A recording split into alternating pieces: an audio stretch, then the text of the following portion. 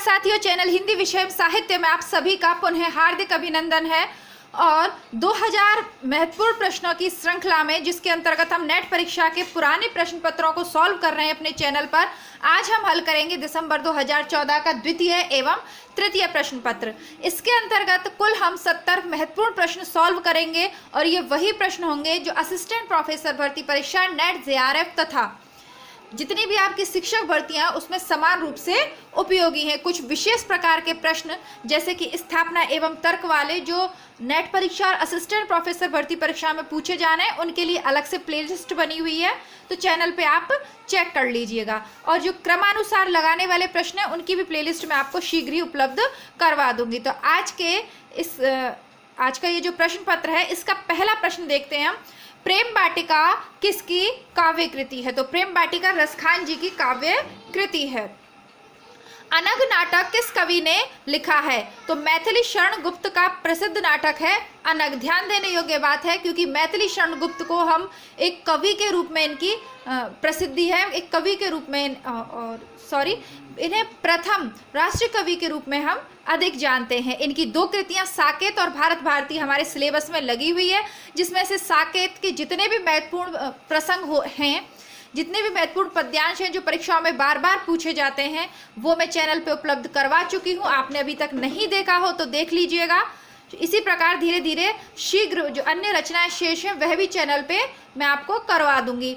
आप पुराने पेपर मेरे साथ सॉल्व कीजिए, लेकिन इसके साथ ही आप अपने स्तर पर प्लेलिस्ट चेक करते रहिए। चाहे आप असिस्टेंट प्रोफेसर भर्ती परीक्षा की तैयारी कर रहे हैं अथवा नेट परीक्षा की, आपके सिलेबस में जो भी रचनाएं लगी हुई हैं उन्हें आप चेक करते रहिए। निबंध है, नाटक है, जो प्लेलिस्ट बनी हुई है उसके माध्यम से। आइए आगे देखते हैं। घुमक्कड़ शास्त्र के लेखक कौन है?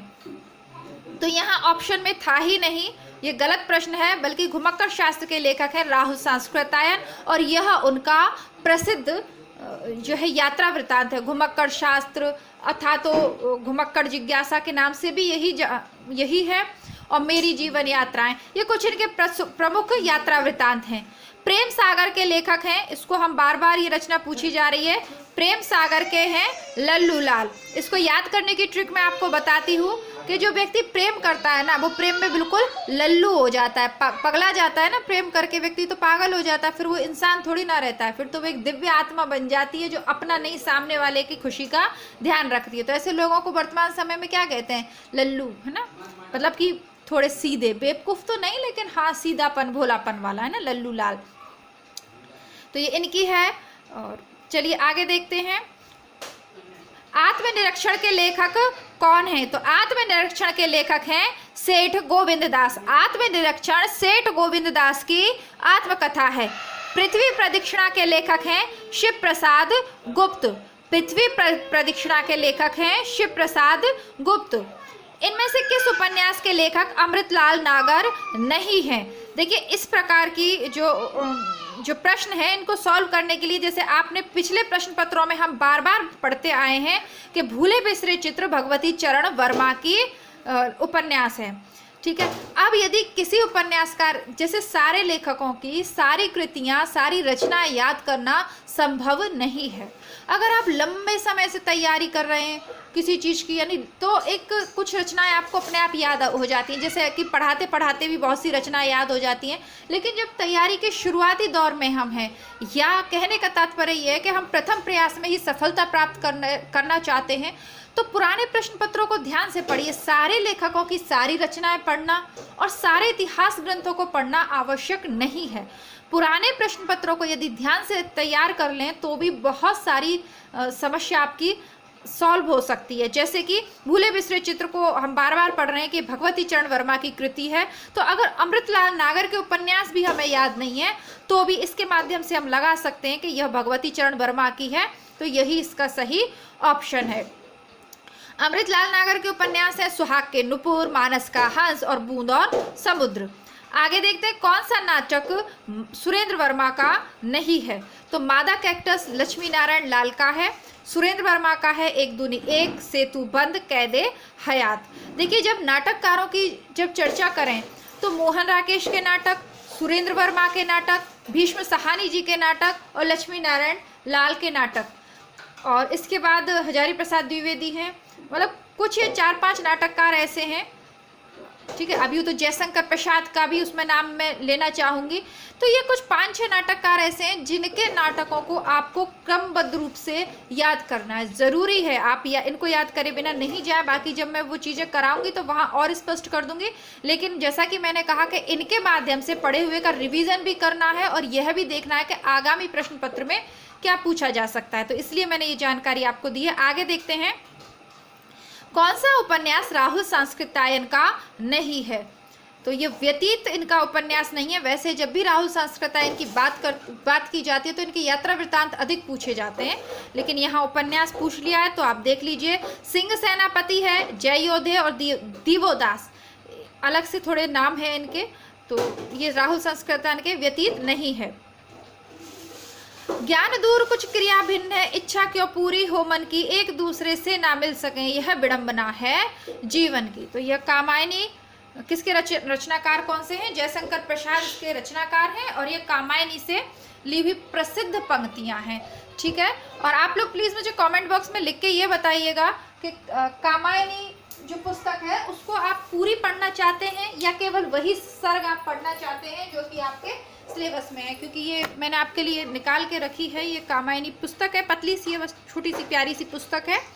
तो ये मैं आपको पढ़ाने वाली हूँ। इसके बाद आपके पुराने पेपर सॉल्व हो जाएं, उसके बाद तो आप कमेंट बॉक्स में ज़रूर लिख के बताइएगा कि सिर्फ आप वही पढ़ना चाहते हैं या पूरी पुस्तक पढ़ना चाहते हैं, क्योंकि मुझे तो पर्सनली ये पुस्तक बहुत ज़्यादा पसंद है, तो इसको पूरा पढ़ाने का मन है। लेकिन आप लोग अपने पेपर के हिसाब से बताइएगा कि आप लोग पूरी इसको पढ़ना भी चाहते हैं या सिर्फ श्रद्धा और जो सर्ग आपके इसमें लगे हुए हैं बस वही आप पढ़ना चाहते हैं। तो ये मुझे देख के थोड़ा सा आप लोग ज़रूर बताइएगा।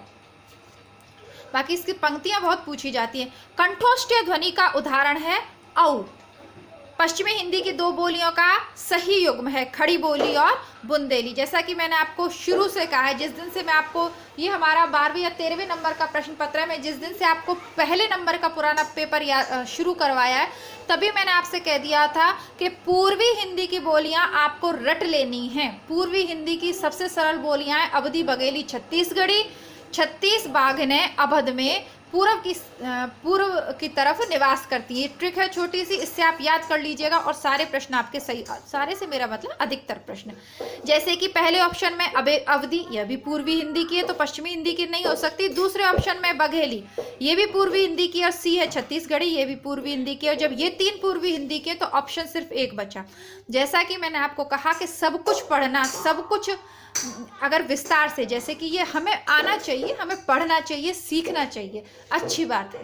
लेकिन अगर आप कम समय में तैयारी करना चाहते हैं तो फिर कुछ ट्रिक्स होती हैं जो आप याद कर लेंगे तो भी पेपर आपका आसानी से आप कर ले जाएंगे। आगे देखते हैं, शब्द जब वाक्य में प्रयुक्त होने की योग्यता प्राप्त कर लेता है तो उसे क्या कहते हैं? उसे कहते हैं पद।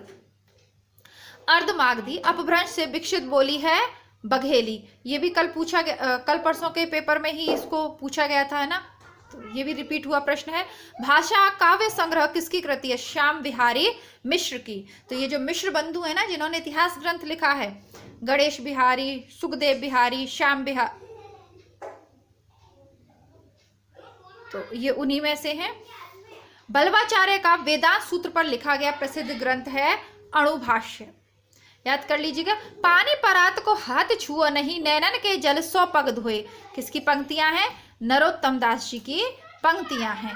तुलसीदास के गुरु थे नरहरिदास। और कवित रत्नाकर किस कवि की कृति है? सेनापति जी की कृति है। बार बार पूछी जाती है कवित रत्नाकर। सेनापति अपने प्रकृति वर्णन के लिए प्रसिद्ध कवि हैं और इनकी प्रसिद्ध कविता है कवित रत्नावली। ये ऑप्शंस के मैं अलग अलग आपको देखिए इसलिए नहीं बता रही हूँ कि केशवदास की कौन सी है, भिखारी, क्योंकि पुराने जो पीछे वाले जो प्रश्न पत्र हैं उनमें मैं इनको आपको व्याख्या सहित करवा चुकी हूँ, तो बार बार मैं नहीं बताऊंगी।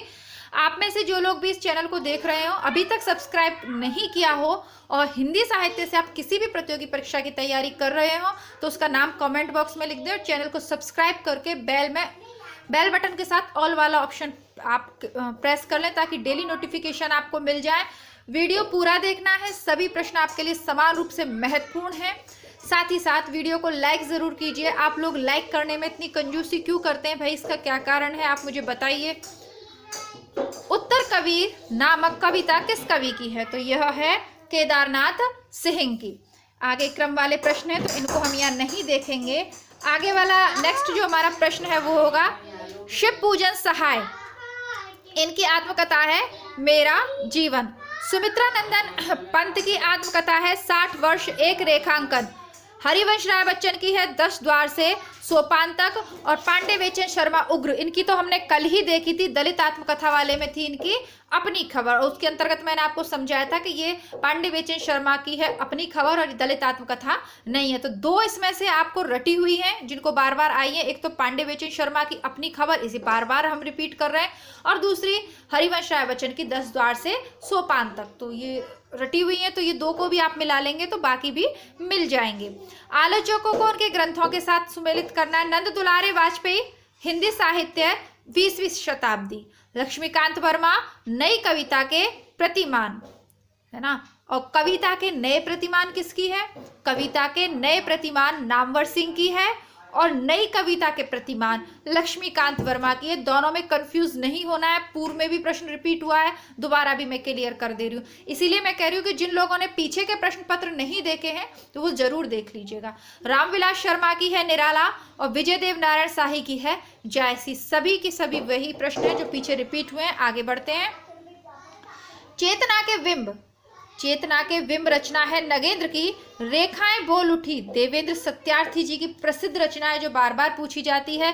जिंदगी मुस्कुराई किसकी? कन्हैयालाल मिश्र प्रभाकर। तो जब कन्हैयालाल जी जो होता है ना हमारे, ये देखिए ये सेकंड नंबर पे ऑप्शन है कन्हैयालाल मिश्र प्रभाकर। तो कन्हैयालाल को जब मिश्री मिल जाती है ना, अभी जन्माष्टमी गई है, तो क्या होता है, उनकी जिंदगी मुस्कुराने लगती है।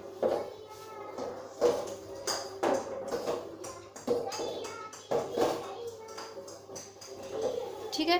अब इसी तरीके से ये भी देख सकते हैं देवेंद्र सत्यार्थी। तो जब आप सत्य बोलते हैं ना, और सत्यार्थी होते हैं, सत्य बोलने वाले होते हैं, अभी विद्यार्थी सत्यार्थी वो सत्य को अर्जन करने वाले होते हैं, तो रेखाएं भी बोल उठने लगती हैं। यानी आपको सत्य नहीं बोलना होता, तब अगर आप सत्यार्थी होते हो तो रेखाएं भी बोल उठेंगी, है ना। देवेंद्र जो होता है ना देवता, देवेंद्र कौन होता है? इंद्र भी तो होता है देवताओं का राजा। तो जब आप सत्य बोलोगे तो देवताओं के राजा भी बोल उठेंगे या रेखाएं भी बोल उठेंगे। इस तरीके से याद कर लीजिए यदि अभी तक आपको याद नहीं है। सिंहावलोकन है यशपाल की रचना, ये भी बार बार रिपीट हो रही है ना। तो एक सिंहावलोकन यशपाल, देखा है ना आपने, जंगल का राजा होता है ना सिंह, वो एक ऊंचे से पर्वत पे चढ़ के सबका अवलोकन करता है। क्यों? क्योंकि भैया उसको तो यश प्राप्त है, जंगल का राजा है वो, यश प्राप्त है। यशपाल है वो, यश का पालन करने वाला है, क्योंकि वो जंगल का राजा है। तो वो कैसे अवलोकन करेगा? ये तो है नहीं कि सारे जानवर ऊपर खड़े हो जाएंगे और वो नीचे खड़े होके अवलोकन करेगा, ऐसा तो नहीं है ना। क्या करेगा? वो अपने यश के अनुसार ऊंचे पहाड़ पर चढ़कर सारे जानवरों का अवलोकन करता है, उसे कहते हैं सिंहावलोकन। वैसे ये सिंहावलोकन की सही परिभाषा नहीं है, ये ट्रिक है, परिभाषा नहीं है। इसके अर्थ पर आप बिल्कुल नहीं जाइएगा ना, सिंहावलोकन का ये अर्थ बिल्कुल भी नहीं होता है। भगवती चरण वर्मा की कहानी है दो बांके। ईला चंद्र जोशी की है दिवाली और होली। यशपाल की है मकरील। उपेंद्र नाथ अश्क की है पिंजरा। ठीक है।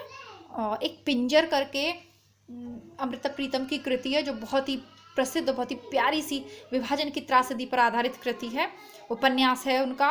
और पिंजर फिल्म भी बनी है, आप लोगों ने अगर देखी हो तो बहुत अच्छी कृति है। लेकिन पिंजरा उपेंद्र नाथ अश्क की कहानी है। और भगवती चरण वर्मा की टेढ़े मेढ़े रास्ते, दो बांके, ये कुछ कृतियां बार बार पूछी जाती हैं। आगे बढ़ते हैं। राधा कृष्ण दास का उपन्यास है निस्सहाय हिंदू। किशोरीलाल गोस्वामी का है तारा। देवकी नंदन खत्री का है चंद्रकांता। और श्रद्धाराम फिल्लौरी का कौन सा है? भाग्यवती। सारे के सारे प्रसिद्ध हैं, याद करने हैं। तारा शायद यशपाल का है, सही से मुझे याद नहीं है।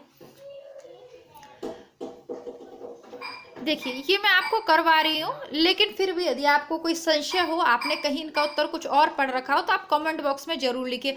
आप लोग अधिक से अधिक मात्रा में कमेंट मुझे करा करिए, लाइक कीजिए और अधिक से अधिक अपने मित्रों को शेयर कीजिए, ताकि अधिक से अधिक लोग इन प्रश्नों का लाभ उठा सकें। ठीक है, सारे मित्र आपके कहीं ना कहीं से तो तैयारी कर ही रहे हैं, तो आप साथ में तैयारी करिए ताकि कुछ ऐसा ग्रुप आपके पास हो जिनसे अवसर आने पर इन प्रश्नों के बारे में आप चर्चा कर सकें। देखिए, मैं आपसे ये बिल्कुल नहीं कहूँगी कि आप ग्रंथों को मत पढ़िए, उनका अपना महत्व है, लेकिन पुराने प्रश्न पत्र के महत्व को भी कोई कम नहीं आंक सकता। तो आपका पर्सनली, अब देखिए मेरे साथ तो उस तरीके का लाइव क्लासेस आपकी है नहीं, लेकिन एक आपका ऐसा ग्रुप होना चाहिए जहाँ बैठ के आप इन प्रश्नों के उत्तर पर चर्चा कर सकें, जहाँ चाहे कोई टीजीटी दे रहा हो, पीजीटी दे रहा हो, बीए कर रहा हो, एमए कर रहा हो, मतलब हिंदी का स्टूडेंट होना चाहिए। अधिक से अधिक आप इन पे चर्चा कीजिए। जब आप स्वयं इस पे चर्चा करेंगे तो ये चीज़ें आपको कंठस्थ होंगी, यानी याद होंगी। ठीक है, केवल सुन लेने मात्र से ये याद नहीं होंगी कि मैं जल्दी जल्दी इसको। देखिए, बच्चे जो है ना, इस लॉकडाउन में बच्चों ने बहुत परेशान किया है, और शाम को भी इन लोगों का खेलने का टाइम होता है, तो क्या ही बताऊँ मैं। चलिए, लेकिन पेपर अब कभी भी मतलब हो सकता है, तो हम डिले नहीं कर सकते कि बाद में पढ़ेंगे। और उत्तर प्रदेश से जो लोग इसे देख रहे हैं, तो वो असिस्टेंट प्रोफेसर के लिए भी वैकेंसीज आने वाली हैं, तो उसकी तैयारी भी आप स्टार्ट कर सकते हैं। आगे देखते हैं, भारतेंदु हरिश्चंद्र का नाटक है अंधेर नगरी, जो कि चैनल पे उपलब्ध है, आप पढ़ लीजिएगा। राधाचरण गोस्वामी का है अमर सिंह राठौर, प्रताप नारायण मिश्र का है संगीत शाकुंतल, और बालकृष्ण भट्ट का है नल दमयंती। आगे देखते हैं, पता नहीं बच्चे इतना क्यों शोर मचाते हैं। आत्मा की आंखें रामधारी सिंह दिनकर, काठ का सपना गजानन माधव मुक्तिबोध, समय और हम जिनेंद्र कुमार, और मिलन यामिनी हरिवंश राय बच्चन। प्रसिद्ध इनकी कृतियां हैं, आप थोड़ा सा इनको देख लीजिएगा, ये थोड़ी सी नई हैं, ऐसा नहीं है कि ये बार बार रिपीट हुई हैं। मिलन यामिनी हरिवंश राय बच्चन की बार रिपीट हो सकती है, बाकी ये तो दोबारा से इनको देखते हैं, एक बार याद करते हैं, इनको देखते नहीं है, याद करते हैं। आत्मा की आंखें रामधारी सिंह दिनकर, सूर्य निकलता है तभी तो हम आंखें खोलते हैं। काठ का सपना किसका है? मुक्तिबोध जी का है ना। काठ का सपना तो मुक्ति जो लकड़ी, काठ क्या होती है? लकड़ी। अब ऐसा सपना कौन देख सकता है? मुक्तिबोध ही देख सकते हैं, क्योंकि उनकी रचनाएं हमने पढ़ी है चैनल पे, कितनी अलग तरीके की हैं, निराली हैं। समय और हम जिनेंद्र कुमार, समय और हम जिनेंद्र कुमार, और मिलन यामिनी हरिवंश राय बच्चन, मधुशाला मधुबाला मिलन यामिनी, है ना। आगे देखते हैं, पल्लव, ये सारी की सारी पंत जी की रचनाएं हैं। तो पल्लव का प्रकाशन वर्ष है 1926, वीणा का है 1927, गुंजन का है 1932, और स्वर्ण किरण का है 1947, है ना। जब देश आजाद होगा तो क्या होगी? स्वर्ण किरण चारों ओर बिखर जाएगी, 1947। आगे देखते हैं, आनंद कादम्बिनी पत्रिका प्रकाशित होती थी मिर्जापुर से, ब्राह्मण पत्रिका प्रकाशित होती थी कानपुर से, हिंदी प्रदीप प्रकाशित होती थी प्रयाग से, और उचित वक्ता प्रकाशित होती थी कलकत्ता से। आनंद कादम्बिनी के कौन थे? बद्रीनारायण चौधरी प्रेमगन, ब्राह्मण के प्रताप नारायण मिश्र, और हिंदी प्रदीप के हैं बालकृष्ण भट्ट, और उचित वक्ता का मुझे मालूम नहीं है, अभी याद भी नहीं आ रहा। अगर आपको कोई प्रश्न है जिसका आप उत्तर मुझसे जानना चाहते हैं, तो वो भी आप कमेंट बॉक्स में लिख सकते हैं। चंद्रधर शर्मा गुलेरी की का निबंध है कछुआ धर्म, रिपीट हुआ है। वासुदेव शरण अग्रवाल का है पृथ्वी पुत्र, रामवृक्ष बेनीपुरी का है वंदे वाणी विनायको, और कुबेरनाथ राय का है मराल। वंदे वाणी विनायको रामवृक्ष बेनीपुरी का प्रसिद्ध निबंध है। स्थापना और तर्क वाले ये जो चीजें हैं, ये आपको चैनल पे अलग से मिल ही जाएंगी। अब देखते हैं ये प्रश्न, ये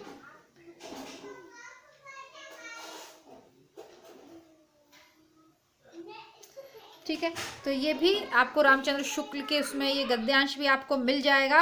अब हम चलते हैं हमारे दिसंबर के तृतीय प्रश्न पत्र के ऊपर, ठीक है। आइए, कौन सी ध्वनि संयुक्त व्यंजन नहीं है? इस वाले प्रश्न पत्र में काफी गलतियां थी इस पुस्तक में, मतलब कौन सी ध्वनि संयुक्त व्यंजन नहीं है, ये कह रहा है औ, जबकि औ तो व्यंजन ही नहीं होता, औ तो स्वर के अंतर्गत आता है। तो मेरी समझ से इसका उत्तर होना चाहिए क्या, क्योंकि ट हो नहीं सकता, संयुक्त है नहीं। च में दोनों ही दो व्यंजन ना हो के एक व्यंजन है, तो संयुक्त व्यंजन है के, जिसमें आधा क और पूरा ये है। किस भाषा को संविधान की अष्टम सूची में सम्मिलित नहीं किया गया मैथिली को। पुष्पदंत की प्रबंध रचना है अणय कुमार चरयू। ये कल वाले इसमें भी मैंने आपको बताया था। रिठणेमी चरयू और पयुम चरयू ये दोनों स्वयंभू की हैं। भविष्यत कथा धनपाल की है। तो बचा एक अणय कुमार चरित, ये पुष्पदंत की हो गई। ब्रह्मणे ही में जानंत ही भेहू, अब यह पढ़ियऊ चच बेहू, मट्टी पानी कुछ लई पड़ंत, घरिया बैसी अग्गी हुड़ंत। अपभ्रंश में लिखी हुई हैं सरहपा की लाइनें हैं, और इस प्रकार की लाइनें रामचंद्र शुक्ल के इतिहास ग्रंथ से बाहर नहीं पूछी जाती, वहीं से ये ली जाती हैं। मुसलमान अनुयायी कबीरदास को शेख तकी का शिष्य मानते थे। शेख तकी फोर्ट विलियम कॉलेज के किस शिक्षक के माध्यम से हिंदी भाषा की पाठ्य पुस्तकों का प्रकाशन प्रारंभ हुआ? गिलक्राइस्ट। और इसी से संबंधित लगभग ऐसा ही प्रश्न के वहां के हिंदी के प्रथम प्राध्यापक के रूप में किसकी नियुक्ति हुई थी? गिलक्राइस्ट की। तो ये अभी 2019 वाले पेपर में पूछा हुआ था। संशय आत्मा किस कवि की रचना है? तो इसमें उदय प्रकाश दे रखा था, लेकिन इसको मैंने चेक किया तो ये ज्ञानेंद्र पति की है, 2004 में लिखी हुई है संशय आत्मा। और संशय की एक रात किसकी है? नरेश मेहता की। गुड़िया एकांकी में अन्विति अथवा संकलन त्रय के अंतर्गत काल स्थान के साथ किसके निर्वाह की गणना की जाती है? कार्य की। ठीक है, काल स्थान और कार्य, ठीक है, ये एकांकी के अंतर्गत आते हैं। अनुभाव का एक भेद कौन सा है? निर्वेद, व्रीड़ा, उन्माद या आहार्य? सात्विक आहार। तो ये अनुभाव का भेद है आहार्य। ये सब चीजें जब मैं आपको ये पढ़ाऊंगी ना, रस वाला टॉपिक आपका काव्य शास्त्र, उसके अंतर्गत करवा दूंगी, तो चिंतित होने की आवश्यकता नहीं है। शब्द में जहां मूल अर्थ नहीं बल्कि उसका व्यंग्यार्थ अभिप्रेत होता है, वहां कौन सी शब्द शक्ति होती है? व्यंजना। इससे संबंधित भी प्रश्न पूछा गया था, शब्द शक्ति से संबंधित भी। जयशंकर प्रसाद की कृति उर्वशी किस विधा की रचना है? तो ये प्रगीत है, चंपू काव्य है, गीति काव्य है।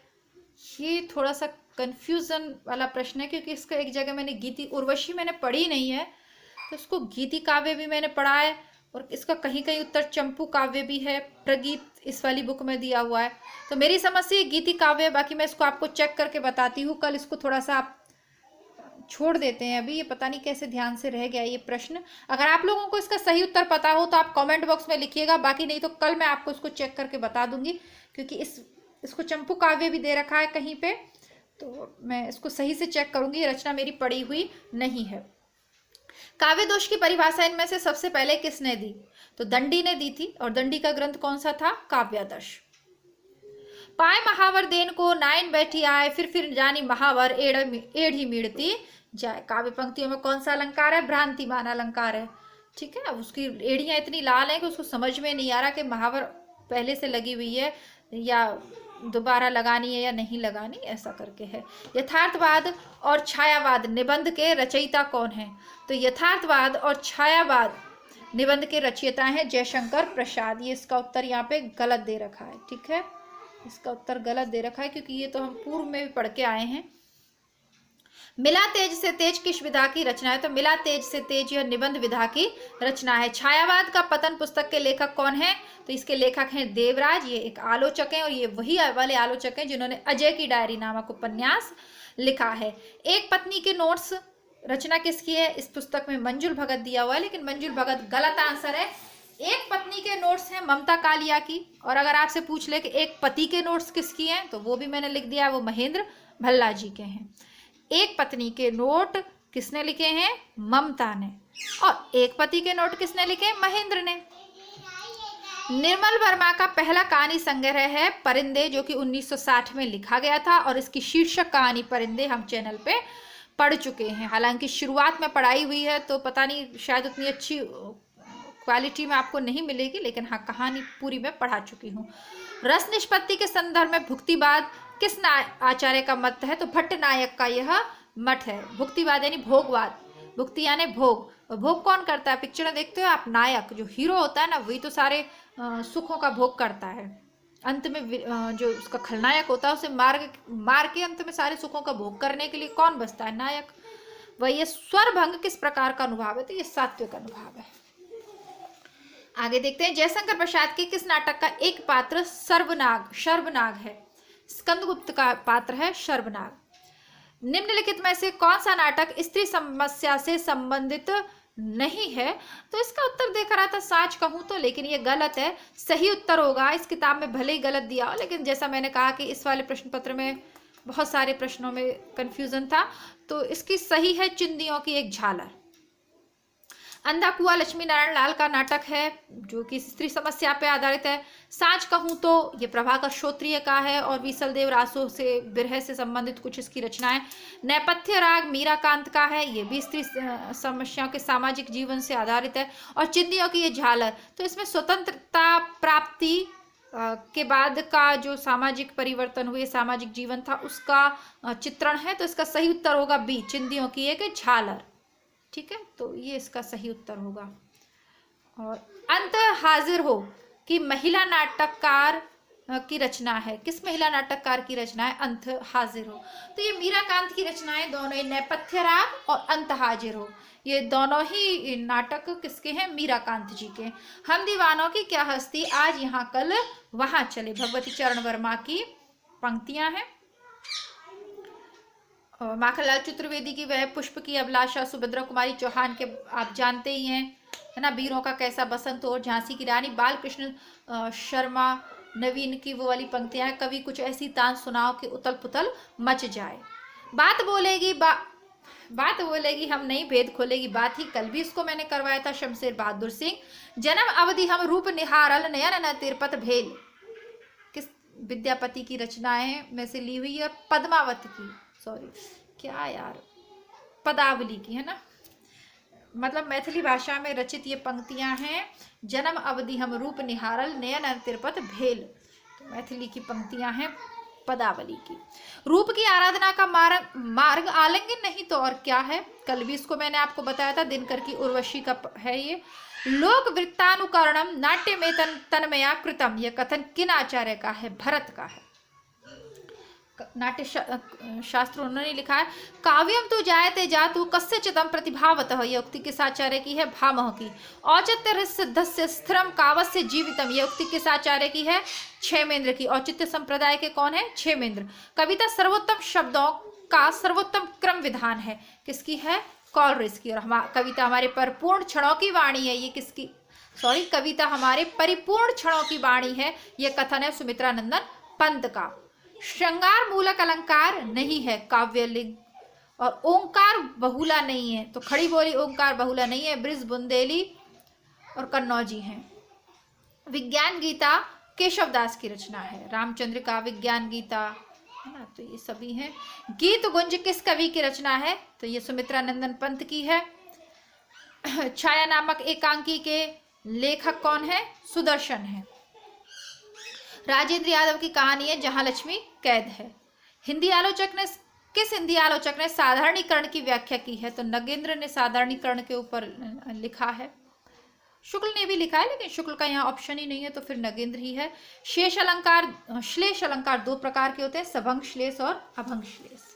ये क्रमानुसार लगाने वाले प्रश्न है। जैसा कि मैंने आपको कहा कि नाटकों की जब चर्चा हो तो भीष्म साहनी की आप रट लीजिएगा, पूछे जाते हैं, जैसे कि इसी में पूछा हुआ। बस ये एक दो पेपर के बाद हर बार रिपीट हो ही रहा है भीष्म साहनी, और इसका मैंने आपको ट्रिक बताई दिया था। हाँ कबीरा मामू रंग दे बसंती आलमारी, तो सबसे पहले आ गया हाँ यानी हानुष, मामू हाँ कबीरा मामू, यहाँ बीच में से कबीरा खड़ा बाजार में नाटक इन्होंने हटा दिया। हाँ कबीरा मामू रंग दे बसंती आलमारी, तो कबीरा खड़ा बाजार में यहाँ से हटा दिया है, और रंग दे बसंती आलमारी यहाँ से हटा दिया है। वो भी पूछे जा सकते हैं, तो इस तरीके से आप याद कर लीजिएगा।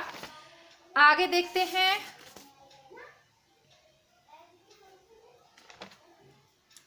अब ये स्थापना और तर्क वाले आ गए, तो इनको भी हम यहाँ छोड़ देते हैं। जैसा कि साहित्य मनुष्य के हृदय को स्वार्थ संबंधों से ऊपर, तो ये सब वो आपको मैं पढ़ा चुकी हूँ। चैनल पे पूरी प्लेलिस्ट मैंने रामचंद्र शुक्ल के निबंधों की पढ़ा दी है आपको, तो आप वहाँ इसको देख लीजिए, पढ़ लीजिए, आसानी से हो जाएंगे। मैं आपसे फिर यही कहूँगी कि पुराने प्रश्न पत्र मैं आपको सॉल्व करवा रही हूँ, लेकिन प्लेलिस्ट आप अपने स्तर पे चेक करते रहिए। जितना कुछ प्लेलिस्ट पे उपलब्ध है वो एक भी चीज़ आपको नहीं छोड़नी है, ठीक है। वामा शिक्षक रचना है ईश्वरी प्रसाद कल्याण राय की। भाग्यवती है श्रद्धाराम फिल्लौरी का, अभी पढ़ा था। निस्साय हिंदू है राधा कृष्ण दास का, ये भी अभी पढ़ा था। और नूतन ब्रह्मचारी है बालकृष्ण भट्ट का।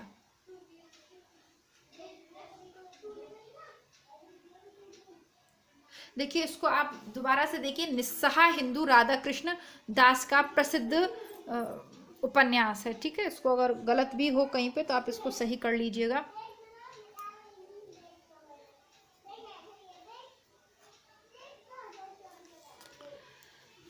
अमृत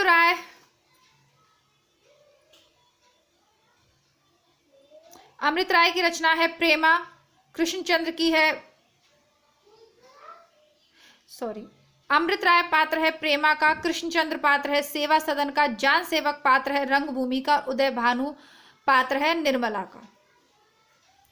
the principle of literary criticism 1924, the philosophy of rhetoric 1936, science and poetry 1926 और प्रैक्टिकल क्रिटिसिज्म 1929। इस प्रकार पाश्चात्य किए हैं। अभी हालांकि पाश्चात्य के अंतर्गत हम केवल उन्हीं को पढ़ेंगे जो हमारे लगे हुए हैं सिलेबस में। रागात्मक भाषा, द पाश्चात्य सिद्धांतों को पुस्तकों से सम्मिलित करना। रागात्मक भाषा, द मीनिंग ऑफ मीनिंग, परंपरा एवं व्यक्तिगत प्रज्ञा, द सेक्रेड बुक, कल्पना सिद्धांत, बायोग्राफी, लिटरेरी अनुकरण सिद्धांत, पेरी पोइरित्सु। तो इनके जो गुरु हैं, इनके जो प्रवर्तक हैं, उनको आप याद कर लोगे तो ये भी याद हो जाएगा। आगे देखते हैं। भरत ने दिया था रस सूत्र, दंडी ने दिया था अलंकार, वामन ने सिखाई थी रीति और आनंद ने वर्धन किया था ध्वनि का। हम सभी जानते हैं कि भरत के रस सूत्र के 4 व्याख्याता कवि हैं। ठीक है, तो भरत का रस सूत्र हो गया। वामन क्या सिखाते हैं समाज को? रीति नीति सिखाते हैं वामन। और आनंद किससे बढ़ता है? ध्वनि सुनने से, संगीत सुनने से, है ना। अलंकार, है ना, अलंकार दंडा, मतलब वो सब बताया था। काव्यादर्श के अंतर्गत इसको बताया है। बाकी विस्तृत चर्चा करेंगे काव्य शास्त्र साहित्य शास्त्र के अंतर्गत।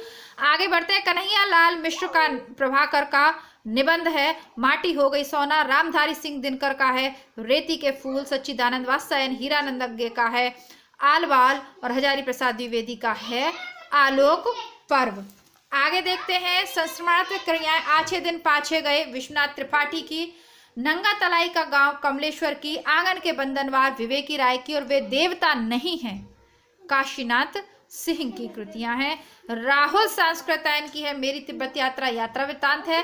राम वृक्ष बेनीपुरी का पैरों में पंख बांधकर। मोहन राकेश का आखिरी चट्टान तक। और निर्मल वर्मा का चीड़ों पर चांदनी। ये सब हम पढ़ चुके हैं। 11 वर्ष का समय रामचंद्र शुक्ल की कहानी है। गुलबहार किशोरीलाल गोस्वामी की कहानी है। एक टोकरी भर मिट्टी माधव राव सप्रे की है। प्लेग की चुड़ैल भगवान दास की कहानी है। आगे देखते हैं। आत्महत्या के विरुद्ध रघुवीर सहाय की है। हाशिए का गवाह कुंवर नारायण की है। चांद का मुंह टेढ़ा है गजानन माधव मुक्तिबोध की। स्वप्न भंग रचना है प्रभाकर माचवे की। इसी के साथ हमारा ये 2014 का दिसंबर वाला पेपर हल हो गया है पूरा की पूरा। आशा करती हूँ आपको अच्छा लगा होगा। अच्छा लगा हो अथवा नहीं लगा हो, सारे प्रश्नों के उत्तर अच्छे से याद कर लीजिएगा। अच्छा लगा हो तो लाइक कर दीजिएगा, नहीं भी अच्छा लगा हो तो आप याद कर लीजिएगा। इतना भी मेरे लिए बहुत है। बाकी जो भी बात हो आप कमेंट कर सकते हैं। मिलते हैं कल 2015 के प्रश्न पत्र के साथ, फिर 15, 16, 17, 18, 19। जल्दी से इसको समाप्त करते हैं ताकि कुछ नया पढ़ पाए। तब तक के लिए नमस्कार, धन्यवाद, जय हिंद।